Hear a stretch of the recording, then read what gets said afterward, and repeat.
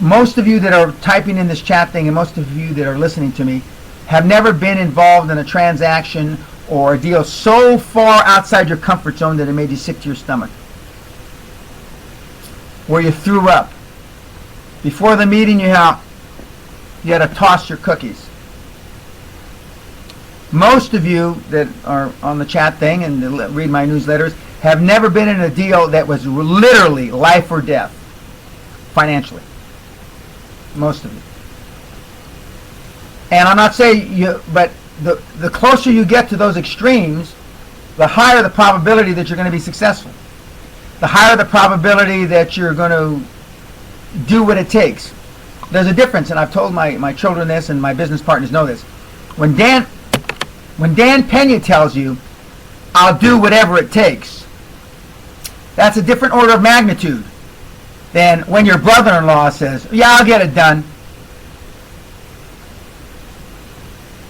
When Trump, Jobs, Branson, all these other guys that I've talked about, and Ford and going back and Carnegie, when they said, I'll do whatever it takes, it was a different level of commitment.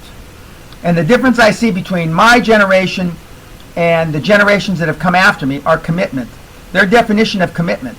Bruce Whipple and I, although he's a few years younger than I am, have the same level of commitment. And going the extra mile. I mean, it's different, you know. Young kids in their 20s, and this is an exaggeration, and I don't mean to paint a brush against all people in their 20s, but when a guy at 28 or 29 says, yeah, I'll do whatever it takes, he means, if I don't have a hangover, if I'm not loaded up on fucking drugs, if it's convenient between my tennis and my golf lessons, if my girlfriend, had been giving me regular sex, I mean, that's his level of commitment. When a guy's in his 30s and early 40s, he means, yeah, I'll get whatever done, unless I have to take my daughter to the ballet, unless I have to take my son to the dentist, unless I have to take my wife to the therapist, or unless we got to go to family counseling. There's a difference in level of commitment. When I tell you it's going to get done, it's going to fucking get done. Coma, death. Coma, death.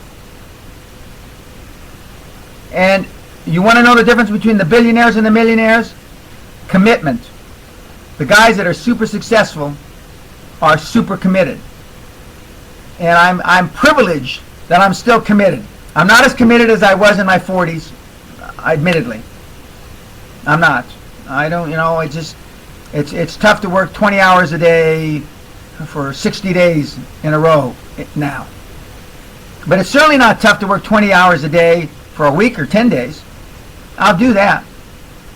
But I just can't stay focused for 2 or 3 months.